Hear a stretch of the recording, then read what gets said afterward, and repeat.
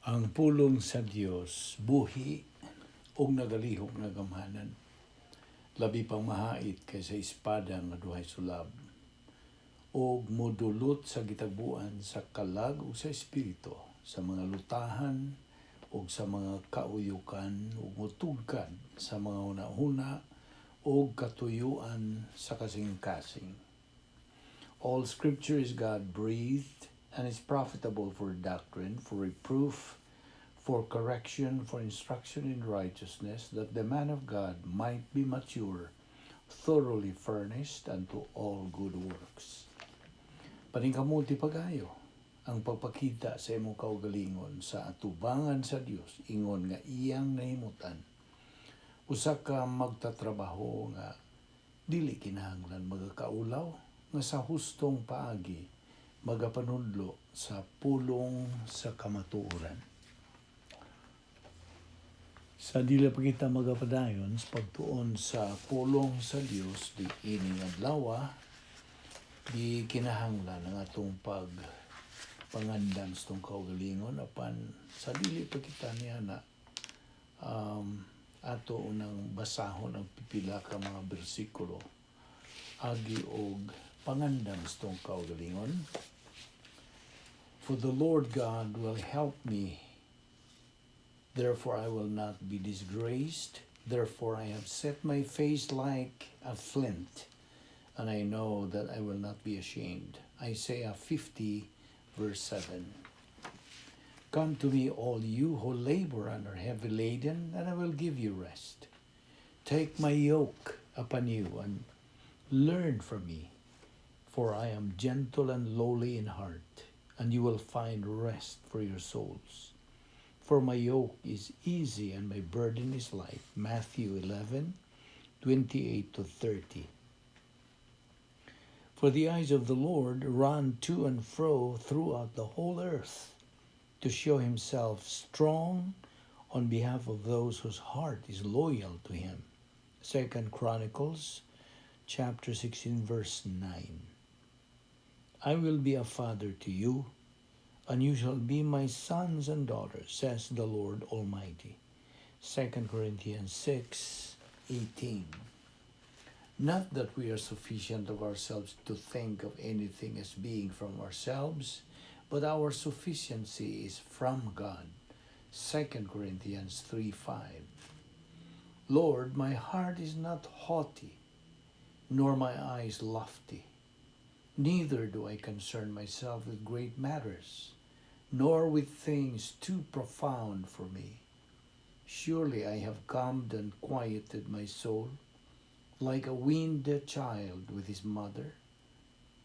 Like a weaned child is my soul within me. O Israel, hope in the Lord from this time forth and forever. Psalm 131:1-3. But by the grace of God I am what I am, and his grace toward me was not in vain. But I labored more abundantly than they all, yet not I, but the grace of God which was with me. Therefore, whether it was I or they, so we preached, and so we believed, or so you believed. 1 Corinthians 15:10-11. Karon mag-andam tas tong kaugalingon, susiho nato kung napapatay mga sala nga nahimo ni adlaw nga atong nabuhat sukad ka kanihang sa pagmata nato ang tuniya gayuna kini mahimong babag. This become barrier to our study of the Word of God. Busa ato kanang hinganlan ginamit ang prinsipyo sa 1 John 1:9 na nagaingon, if we confess our sins, God is faithful and just to forgive us our sins and to cleanse us from all unrighteousness. Hinumdumi nga ang confess diha sa maong bersikulo, homologeo sa Greek word, nga nagpasabot to acknowledge, to name, to enumerate, to cite, to admit our sins to God the Father. O atong timanan ang agenda sa rebound technique. Number 1, name your sins. Number 2, isolate your sins. Number 3, forget your sins. And number 4, keep moving. Kining 1 John 1:9 is otherwise called the recovery technique principle. So, kung manimubuhan ta ka na, ikaw andam no sa pagpadayon, sa pagtuon sa pulong sa Diyos. Walang kanimo higala, wala pa'y kaluwasan, diya sa imong kinabuhi, gikinahanglan, o ginapit ka sa paggamit niya ng free will nga gihatag sa Diyos nimo, paghimo og desisyon. The most important decision you can make in your entire life, which is to believe, accept, trust on the Lord Jesus Christ as Lord and Savior. Kung manimubuhata ka na, andam na usab ikaw sa pagsalmot ng atong pagtuon sa pulong sa Diyos, busa magampot ta.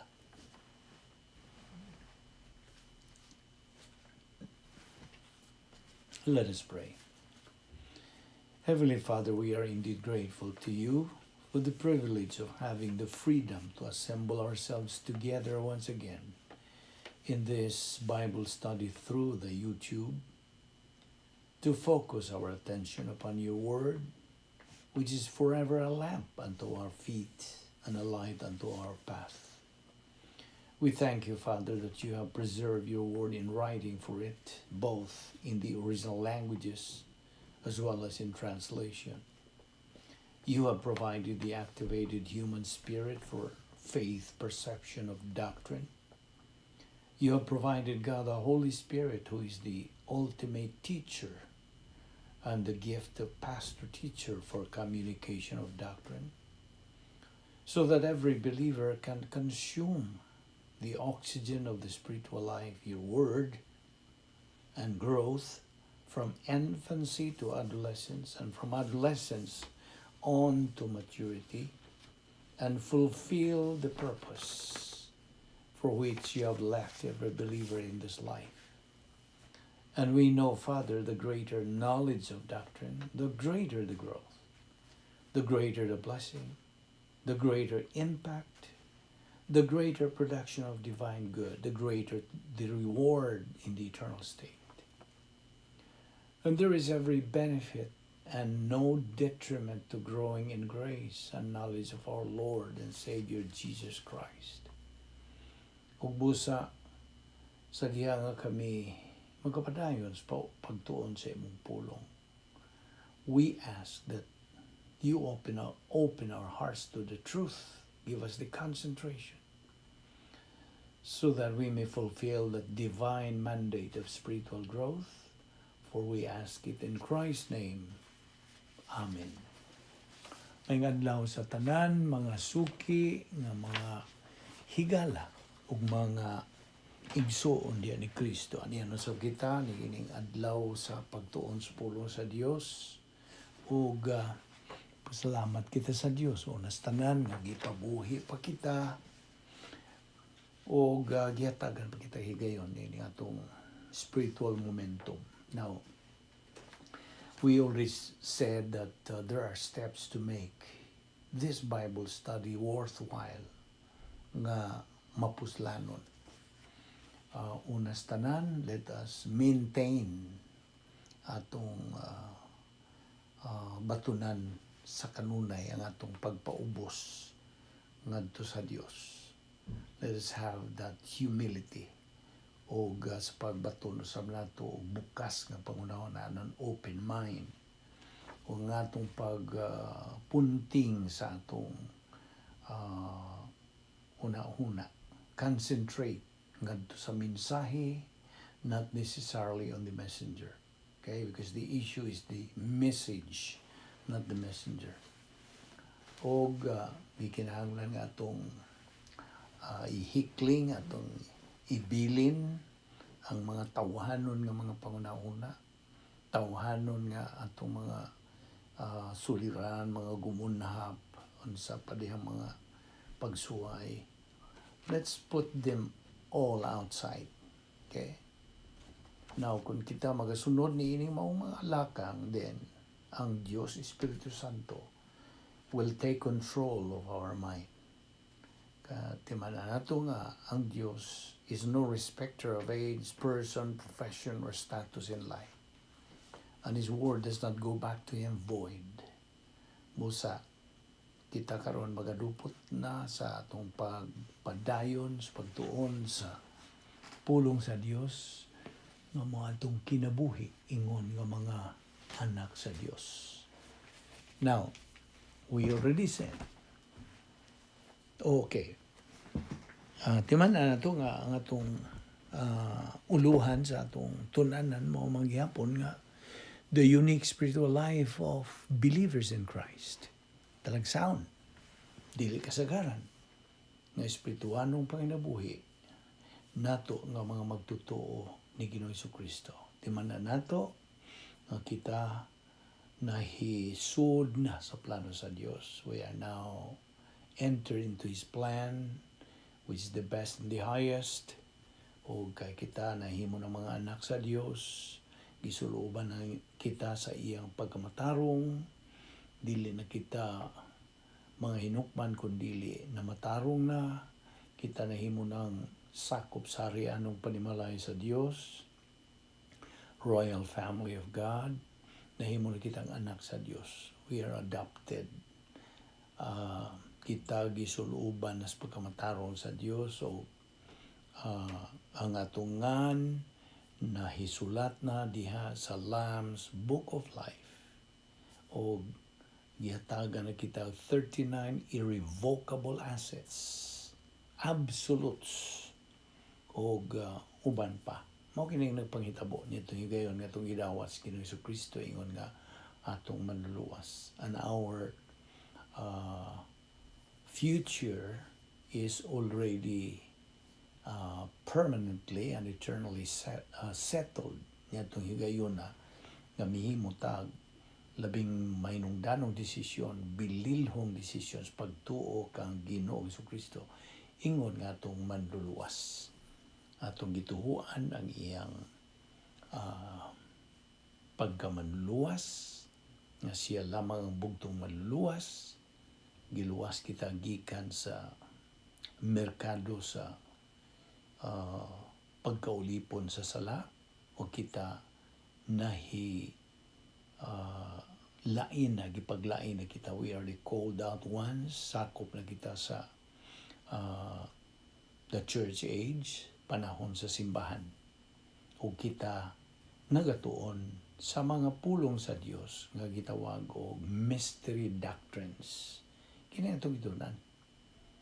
Mga tinago nga mga pagtulunan. Anong tinago man? Because this is the mystery age. Otherwise known as the church age, the mystery age. Okay? Daghanaw nga nining atong silungan nga panahon. Okay? Itong panahon sa Pentecostes na tao, kining maong panahon sa simbahan. The church age was born.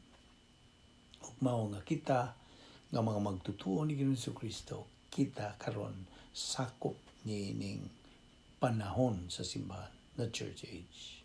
Okay? Every person who acknowledges Christ or believes in Christ as Lord and Savior, nahisod nining maong church age. Okay? This is one of the dispensations. Kung magtuon ta sa doktrina sa dispensations, kapanahunan, kita nahisod niya niini. Nga, in fact, nitong Old Testament sila si David, Moises, silang tanan nga mga Old Testament believers, and even Paul longed to see the day nga makakabot pa sila, makaambot pa nini atong panahon sa simbahan. Apan, through the chronological, inunta, biblical, prophetic timetable sa Dios, wa sila makasod. Kita, you see? And this age of the church is considered an age of equal privileges and equal opportunities. O gawas pa niya na kining mao atong panahon sa simbahan, gitawag usab kini panahon sa apostasya.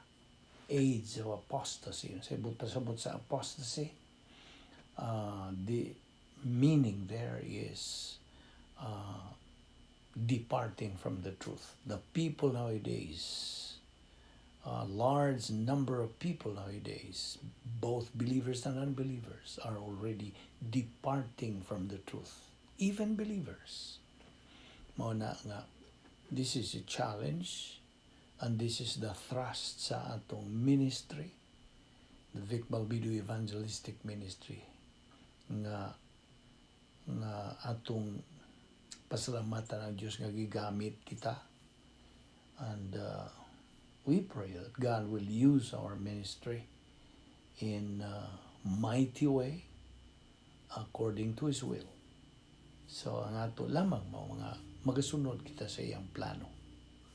Kay kung kita magasunod sa iyang plano, we fulfill His plan by being inside His power, which is mo ni atong dugukan sa atong gitun-an nga operational divine dynasty, which is the royal palace nato nga mga magtotoo ini atong panahon. And we know already that the Christian way of life is a mental attitude life. It is a system of thinking. Kaya nga tumanggong pangunahon na mo may puntariya sa pulong sa Diyos. It is the target. You see? Mao ni ang object of God's Word ang atong pangunahon. Now, kung kini atong pangunahon na ingon ng mga Kristohanon walay sod nga pulong sa Dios, then unsa man imo pagkasayod sa kabubuton sa Dios, dili kita ilaw makakat-on siyang kabubuton. You see, mabitan ng kanunay balik-balik nato nga God's Word is instruction manual, owner's manual. Gihatagan kita nining kinabuhi, gipahuwam kita sa Dios nining kinabuhi, ug patun-on kita, pabasahon kita sa iyang instruction manual. Aron sa ingon niya na kita magakinabuhi sa haruhay, tulid, halangdon, talahuron nga pakinabuhi. Upright life, fulfilled life. You see? Pinagi sa pagsunod siya ang kabubuton nga naa nato makatuni sa iyang pulong. Nga kini mo na nato gitunan. Adlaw-adlaw, dili sinimana, dili binuwan, dili tinuig, adlaw-adlaw. O nga itong paggamit nitong nakatunan nga mga pulong, paggamiton kita sa Dios in a moment by moment nga paagi. Kay ato bang mapuntag mga suliran sa kinabuhi moment by moment. You see? Ana diha nalatid ang iyang 10 problem solving devices. Atong makatunan sa atong tantong pagtuon, pagtayon, malahutayon, masigihon, magugihon, o pagtuon siyang balang pulong. Ug mao kini ang atong giduputan nga pagtulunan the unique spiritual life of believers in Christ.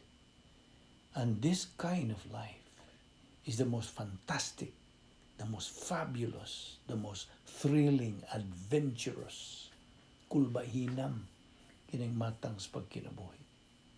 Suway. Walang ka mo suway.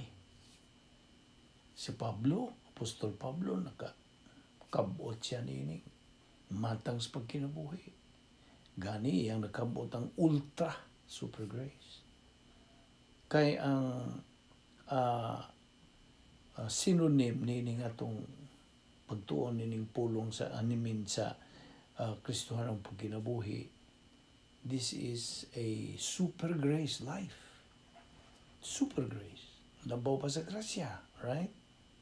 Kung sa atong pagpadayon, gyoy sipyat, way lingi-lingi, para tayo sibog sa unahan, then makakabot kita sa mas nakabutan ni Apostol Pablo nga ultra super grace. Sa kanindot na yun niya na. Life, di ba na ito kining mong prinsipyo? Life is fabulous with doctrine, but miserable without it.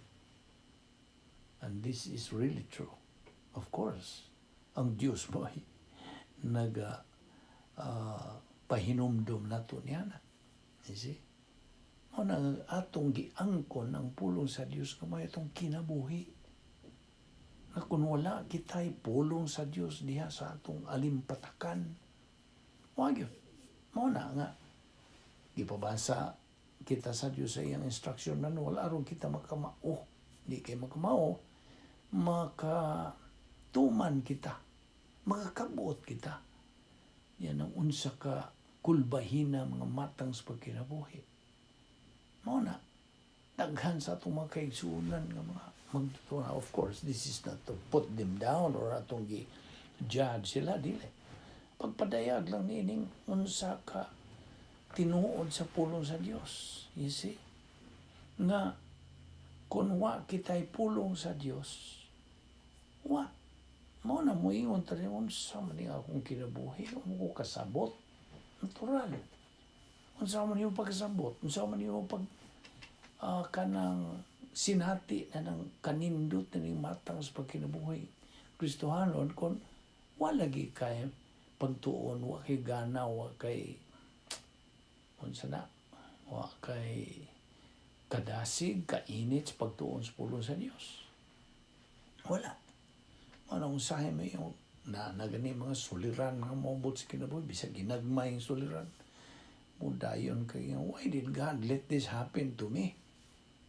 Now, sa imo pag-ingon niya na, you are displaying your ignorance of the Word of God. You are displaying.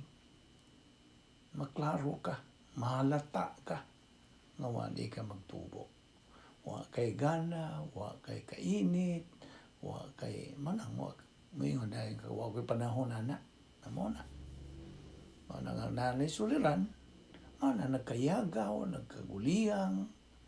It's a confused life, disorganized life, kung wa kay pulong sa Dios. Kita nimo? Unsa kami ng danon kabililhon sa pulong sa Dios? Kay karong panahon na god ang emphasis dili na kamay nung danon sa pulong sa Dios. Kadaghanan sa mga katabagang doon sa katawan ang ilang mga priorities sayo. Ako bitaw ng ako naman nag-iingon nimo nga ang mga places of entertainment karong panahon na nagkatunsa kasamot ka progressive kadako. See?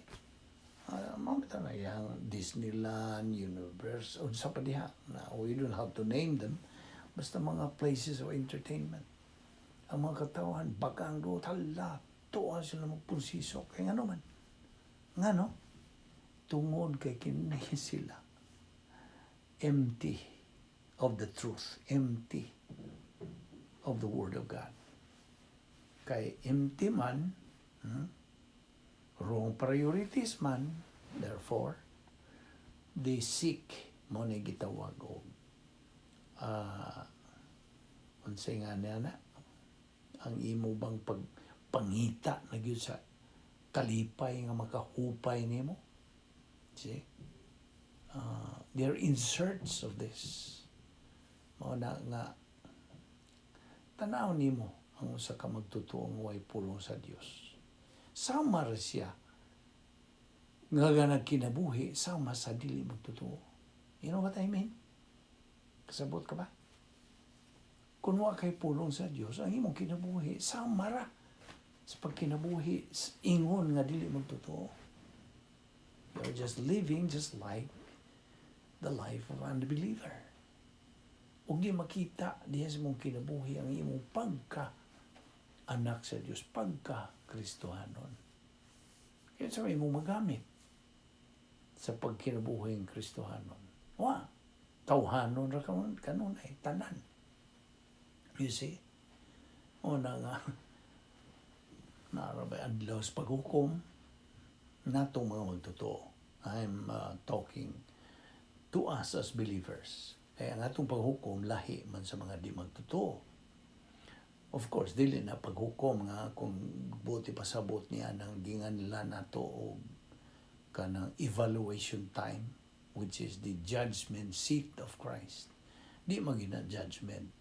That's an evaluation sa ato mga binuhatan samtang dinipakitas kalibutan. Gibuhat na to ni natong lawas. You see, all the things that we have done in this body, physical body, we are going to be evaluated ni anang panahon na. O kanang panahon na,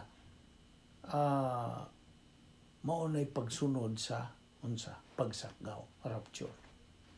Maunay mubanos dayon. Ini ka abot na sa rapture, nga sakgaw na kitang tanang mga magtotoo, gikan ning kalibutan na, kuhaw na kita sa Diyos, sugat kita ni Ginoong Kristo diha sa panganon. 1 Thessalonians 4:16, 17. O unsa ang nangamatay nangamatay ng mga hinigugma na to, mga kanang kaparintihan, ito mga higala na nangamatay ahead of us, sila ang unahon pagbangon. Okay? Those kanang who died before us, sila ang unang kanang iisa o magdungan na kitang mga buhi niya ng panahon na. Dungan kita sa pagsugat kang Ginoong Kristo in a wink of an eye.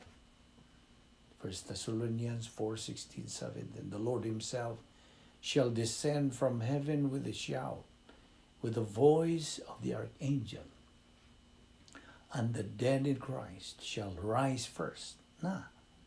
And that we who are alive and remain shall be caught up together with them in the clouds to meet the Lord in the air. And so shall we ever be with the Lord. Yung human yan mubanos dahil katong akong giingon nga, evaluation time, which is the judgment seat of Christ. Himuan ta og pagtasal, evaluation. Unsay atong nabuhat, dinis kalibutan, mga maayo bang tawhanon, maayo bang binuhatan nga Diyos nun, kini mo evaluaton, o kini gantihan na. Mo kanang distribution na sa atong mga ganti, sa mga awards, crowns, unsa. That is Bema seat, mo na yung judgment seat of Christ. Okay? Mo na akong giingon nga judgment seat of Christ, ang paghukom sa mga di magtutulahi. That is what we call in English as the great white throne judgment. Mao na paghukom sa puting trono. Great white throne, puting trono sa paghukom. Nga maglaray ng atong mga kaigsunan, mga kaparintihan, mga kahigalaan, paingon ngadto niya ng maong judgment seat. Tagsa kilang pagahukman dito, daghan sa atong mga kaparintihan, siguro tingaling uban mga ginikanan, nagpanon sila dito pagpaingon, kay hukman na sila mo na the last judgment. Huwag sila ipakita sa Diyos itong dakong kuros. Maingon ang Diyos,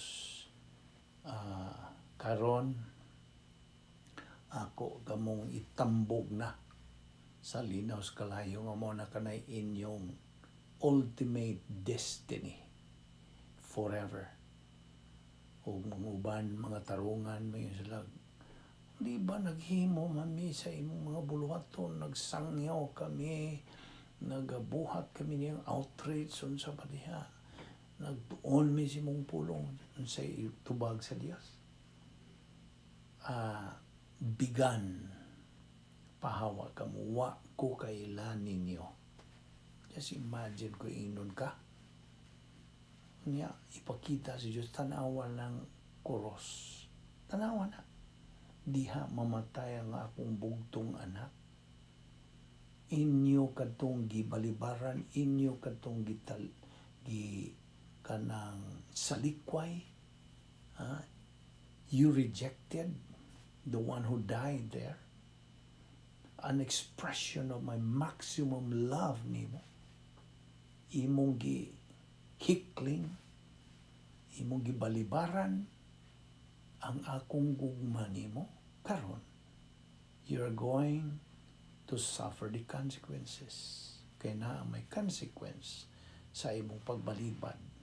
Dakong insulto sa akong paghihatag nagugma nimo. Kadturaon sa kayano, imo raon tatong tuuhan siya. Imo raon ta siyang dawaton, tuuhan nga imong manluluwas. Apan imong gisaligkway karon adto na mo sa inyong destino. I'm sorry. I am perfect justice, God would say. Dili ko makakompromiso sa akong pagkahingpit nga hustisya. Awag adto kamo magantos hangtod sa kangturan nga wala nay kay kiyasan ninyo sa kaluoy. Makita nimo nga itong mga hinigugma dito. Nagkalahi ang inyong padulngan.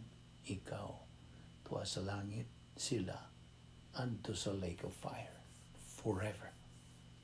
Hangtod. Ad infinitum. Wala na'y kahumanan. Ang kinapaitan niya na kawa nagyo kay kiyasan. Di nakakaikiyas. Di nakamamatay. Hangtod. Pantuso nagahangtod. Iyan mo na. And all of this, na sa pulong sa Diyos. Wata maghimo-himo, magama-gama nining istorya. Di kita kahimo niya na. It's all there in the Word of God. Mudawat ka ba niya na o dili? Imo harosap. It's a matter of choice. Musa, samtang naapay panahon. Tomorrow may be too late. Just believe. Niya pa ay panahon. Tumuo ka kang Ginoong Hesus o ikaw maluwas. Mao ka na ang may balita sa kaluwasan. Okay? So may daotang balita. If there is good news, there is also bad news. The bad news is that all of us are all sinners. Romans 3:23. All have sinned and come short of the glory of God. Unya sa Romans 6:23 po, the wages of sin is death, but the gift of God is eternal life in Christ Jesus. So samtang napahigayon, before it's too late. You have one life to live. Either you make it, save it through our Lord Jesus Christ, you believe, and you will be saved, or you waste it forever. You lose it forever by rejecting Christ as Lord and Savior. O na nga karon, atong giduputan kining atong pagtulunan, bahin nining pagkinabuhi. Ingon nga mga anak sa Dios as children of God. Mao na nga kining the Christian way of life is a mental attitude life. Nasa itong una-una. Okay? Matagutlo sa itong kinabuhi. Gamit kita sa mga pulong. Ingnon na itong mga pulong kay either ang pulong sa Diyos o pulong sa tao. Ang itong gamiton. Papilion ba ta? Kay ang Diyos man mismo mga hinagaingon. Ang iyang mga pulong mas labaw sa itong mga tawhanong mga pulong. Human viewpoint is of course way below sa pulong sa Diyos which is the unsa. Of course, that's Isaiah 55:8 and 9. My thoughts are not your thoughts. My ways are not your ways, saith the Lord. For as the heavens are higher than the earth, so are my ways higher than your ways, and my thoughts than your thoughts. Isaiah 55:8 and 9. O kining pulong sa Diyos, mao ni huna-huna ni Ginoong Kristo. Ano can instruct us, but we have the mind of Christ. 1 Corinthians 2:16. Ayaw na nakalimti. Balik-balik na to niya ang today na ginani mo makalimtan. Now remember the principle. The rate of learning, paminaw, the rate of learning must exceed the rate of forgetting. Kasabot ka? ang kapaspason sa atong pagsabot, pagkat-on, kinahanglang mulabaw pa sa kapaspason sa atong pagkalimot. Ano ni gibasihan natong prinsipyo? Kung malikon, hindi na yun mo makalimtan. The rate of learning must exceed the rate of forgetting. Optiman na nato, kung bahin na ganit mga suliran sa kinabuhi ng atong atubangon, ang prinsipyo ng atong barugan po, kay kita God, we are concentrating on the principles in the Word of God. Prinsipyo. Okay? Ano sa may prinsipyo na itong ibasihan ini? Human solution is no solution. Only God's solution is the real, genuine solution. Ayun na nakalimti. Ang kasulbaran nga tawhano, dili kasulbaran. Dili.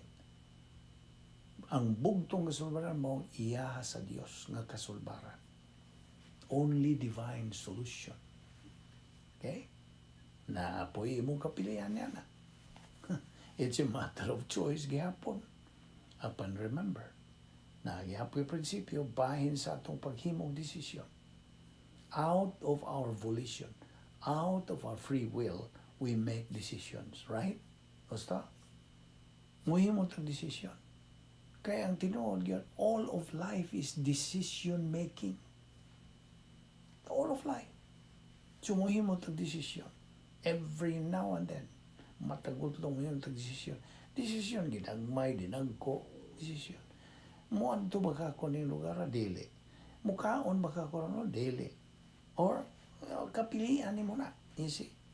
But remember, God has given us perfect freedom, total freedom of choice. Okay? Hingpit niyang gihatag nga kagawasan sa pagpili. Apan ti man na ay nagpaluyo niya na ay uban niya na, in tandem na sila magkuyog na. Behind that, with that kanang freedom, goes responsibility. Akong balikon, nga God gave us total freedom of choice. But with that freedom goes responsibility. Ang pasabot, sa mataghimon itong desisyon, kita lamang, kita ra yun, ang manubag sa paghimo nato niya ng desisyon. It is only we, okay? In general, we, kita, we are the only ones responsible, accountable, and answerable. Kasabot ka? Kita ra. Wala, dili na itong imong mga ginikanan, imong mga igsuon, imong mga higala. Wa, ikaw manggoy mo himong desisyon, tingali mo basol ka, na-influensya mo ko niya. Oy, influensya ang ila, pero kinsa man mo himong desisyon, siya ba o ikaw? Ikaw man. Ikaw may mo himong desisyon, so ikaw mo tubang yan ang imong ihimong desisyon. Basta, naman na. Gusto mo lang, ihahagon ng mga prinsipyo sa Diyos. Ano mo na? It is a matter of choice. So mo na, unsa ka thrilling kinabuhing Kristohanon. You still do not realize it. That's why kini atong ministry nga gigamit sa Diyos. Pasalamat kita, nalamdagan pa kita dugang sa mga kamatuoran sa Diyos. You see, dili nimo ikatandi kining kamatuoran sa tanang mga unsa bililhon nga imong giangkong bililhon ning kalibutan na. Sa lapi, kayamanan, unsa pa? Unsa may mga bililhong mabutang ning kalibutan, dili ka na ikatandi sa kabililuhon sa pulong sa Diyos. Samta ginapag-ayo. And we hope that you can come to realize sa kabililuhon, kaimportante, kamayong danon sa pulong sa Diyos. Kay kini ang Yahweh ning tan. This is the key to all of life.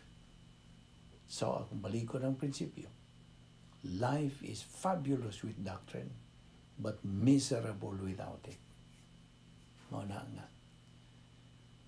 Sige na itong malmal ni, kada adlaw yun. Okay? Hangtod nga day na ginani mo makalimtan, kay bauno na ginato ni. Ini katubang na to sa Dios. Moingon ko ka, pasalamat yun ko, nga nalamdagan ko. You see? And we would be praying to God. Nga gamiton kini nga itong ministry sa pagpabuka sa atong mga kaigsunan, nga mga kaigsunang Kristohanon. Aron sila makaamgo niini. Kini mo ni pagpaamgo kanato ng mga anak sa Dios. Mga anak kunta sa Dios.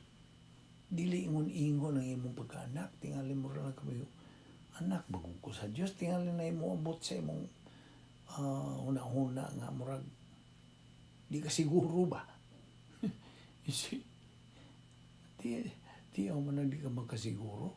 Ang Diyos siguro man. You see? God is absolute. Ang tao mo ay relative. God is absolute. Man is relative.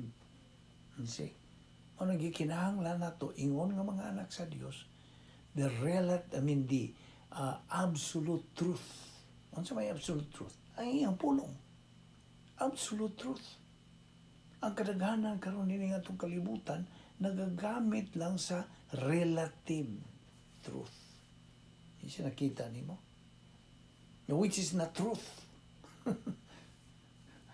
Tinuod ka. Nga dili gina kamatuoran. Kaya iyahan na sa kalibutan. O kinsa nagdumala ni kalibutan na. Si Satanas man, gitugutan man siya sa Diyos sa pagdumala ni kalibutan na. Di man nga kitang mga Kristohano, doon natin giatubang nga tulo ka mga dagkong kaaway. Ha? Mga dagko ni sila mga kaaway. Nag-una gini, the world, ang kalibutan. Di, kining kalibutan, itong gilakwan o lakaw-lakawan. Dili ni, ang sistema ng kalibutan na, mo itong kaaway. Iyaman ni Satanas. See? The systems of this world, iyan sa Satanas. Ikaduha, the devil, ang yawa, ang kaaway sa Diyos, the arch enemy, the avowed enemy of God. Si Satanas, ang kanil, Lucifer. Okay? Brilliant eh. Kanang lantib, yun eh. Binuhat sa Diyos nga nahimo na karong Satanas. Si mo ni atong ikaduhang kaaway. Espiritu man eh. Nang sa man mo pag-asdang niya ang espiritu man. Ang kinahanglang espirituhanon po nga hinagiban, weapon. Nga ang pulong sa Diyos, the sword of the Spirit. Mo ni sangkap sa Diyos na to nga kung wa ka niya ng sword of the Spirit, sa man mo pag-asdang niya. Sabi? We do not wrestle through flesh and blood. Espirituhanon kini mong away. This is spiritual kanang war. Dili kay bato lang. War. Full scale war. Si Satanas itong kaaway. Katulo. Hindi may katulong kaaway na to. Kini nga itong kinaiyang makasasala. The old sin nature nga kanunay gining lawgaw na to sa itong pagkakristuhanon nga. Wala, buhatan eh. Sige, andar na. Isi mo na. Papil niya nga itong kinayang pagkasasala. O papilion po tas Ginoo sa Dios nga unsay imong pilion. Imo bang kinayang pagkasasala o ang Espiritu Santo? Nagahuhay man na sila. Espiritu Santo nga Dios batok sa itong kinaiyang pagkasasala. Na by the way, kining kinaiyang pagkasasala, asa man na ito makita? Hindi na ito makita kaya naman sa itong lawas. Okay? Diha naman na pagkatao na ito physical na tapot na sa itong tibok selda kinaiyang makasasala old si nature nga mo na yung magatukmod na ito sa pagbuhat mga klase-klase mga sala isi mahimong miserablitan yan ulipon ta sa sala o niya batok sa Espiritu Santo Diyos Espiritu Santo ang kaaway sa itong kinayang magkasasala. Niya sila puros na itong lawas. Kasabot ka? Nga itong higayon nga, gidawat na nato si Ginoong Kristo ingon nga manluluwas, ang Espiritu Santo may puyo sa itong lawas. Know you not that your body is the temple of the Holy Spirit? Nga na, o nga kinayang magkasasala, naapod sa itong lawas. So, naay, pag, panagbigkil na duha, papiliyon ta. Okay, kinsa may mong gustong mudumala sa imong ginabuhi, ang imong kinayang magsasala or ang Espiritu Santo. Pili. Na kay kagawasan. You see. Ano mo na. The three great enemies of believers. Natong mga magduto. The world, the devil, the flesh. Why laing hinagiban nga atong magamit sa pag-asdang nila gawas lamang sa pulong sa Diyos. The sword of the Holy Spirit. Okay? Dinhi lang muna kita kutob at ipadayon kini. Ayo si piyata ang sumpay. Ipadayon na to kini ugma. Kay ugma, laing adlaw. We live one day at a time. Di man ika na. Kita magapadayon nini hangtod nagyong kuhaon ta sa Dios. Wanay undang ra ba ni? Okay? Karon magampo ta. Atong ipainungod pipila ka mga gutlo ngadto sa mga dili pa magtotoo. Atong iduko karon ang atong mga ulo samtang atong ipainungod kining pipila ka mga gutlo, the remaining moments ni adtong nagpaminaw nining atong mensahe sa Dios alang kanila. Ang pangutana, asa ka man buot magkinabuhi didto sa eternidad? Higala, kung galing mamatay ka karon, naibaw ka ba may langit ka o maimpyerno ka hangtod sa kahangturan? Ang Biblia ang pulong sa Dios. Nagkanayon nga imo kanang mahibawan. Ipangutana ta kahigala, niining maong pangutana sanglit. Mao kini ang labing mainungdanong pangutana sa tibuok mong kinabuhi throughout your entire life. So pangutanon ta kanini, luwas ka ba? Are you saved? Dili question kung sakop ka bago sa simbahan, kung dili luwas ka ba? Dili question kung nagkinabuhi ka bang usa ka talahuron, dalaygon, nagkinabuhi kung dili luwas ka ba? Ang Biblia nagsulti sa ingon ini, kinahanglang maluwas kita. Now, aron ka maluwas, unas tanan, kinahanglang mo angkon ka nga ikaw usa ka makasasala. That you admit, you realize that you are a sinner. Kaya matud ba sa mga taga-Roma, Kapitulo 3, versikulo 10 ug 12, kaya ang kasulatan nag-ingon, wala gayoy tao nga matarong. Walay nakasabot o nangita sa Dios. Ang tanan na miya gikan sa Dios. Ug nahimo silang dautan. Walay bisan usang nagbuhat og maayo, wala bisan usa. Roma 3:23, nakasala ang tanan ug nahilayo sa himaya sa Dios. Now, higala, ang imong mga sala mo'y hinungdan nga nakabsan ka sa himaya sa Dios. Ug mo ka na hinungdan nga dili gayo di mo matuman ang mga kinahanglanon aron ka mahilangit. Ikaduha, kinahanglan nga ikaw makaamgo nga naay nahigugma nimo. Ug gani namatay siya alang kanimo. Siya mao si Ginoong Hesukristo. Kinsa namatay dito sa krus sa tuyo sa pagbayad sa imong mga sala ug sa paghatag kanimong kahigayonan nga ikaw mahilangit. Apan gipakita sa Dios kanato ang gidak-on siyang paghigugma kanato kaysa makasasala pa kita, nagpakamatay si Kristo alang kanato. Mga taga-Roma 5:8. Sa Diyang namatay si Ginoong Kristo dito sa cross. Ang iyang kamatayong spiritual mo ay may bayad sa silot sa atong mga sala. Diya sa Colosas 1:14 na kanayon kini. Nga mo'y naglukat ka nato o nagpasaylo sa atong mga sala. Nausabta kini higala. Nga wa kay mahimo sa pag-angkon o pagpangayog tabang aron kamay langit. Ang tinuod gibayra na kana ni Jesus sa hingpit sa dihang namatay siya dito sa krus. Sa wa pa siya mamatay, siya miingon og tapos na.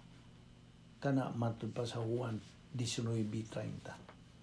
Karon, buot niyang hatagan kag puloy-anan dito sa langit. Ang gasa sa Dios mao ang kinabuhing walay katapusan nga naa lamang kang Kristo Jesus nga atong Ginoo. Mga taga Roma 6:23. Higala, kung muluwas si Jesus kanimo kana, dayo na. That's forever. Wa si Jesus magpabiling patay. Gibanhaw siya gikan sa lunganan. Ug karon buhi siya ug atuan siya sa langit ug nagapangaliya siya alang kaniadtong nagatuo kaniya.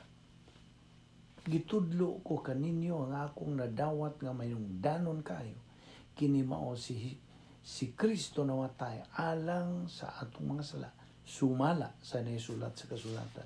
Gilubong siya ug sa ikatulo ka adlaw gibanhaw sumala sa naisulat sa kasulatan. 1 Corintios 15:3 o 4. Sa Hebreanon 7:25 usab. Ug busa makahimo siya karon og sa gihapon sa pagluwas kanila nga moduol sa Dios. Pinagi kaniya kay buhi man siya hangtod sa kangturan aron pagpangaliya sa Dios alang kanila. So pinagis pagtuo. Dawata si Jesucristo.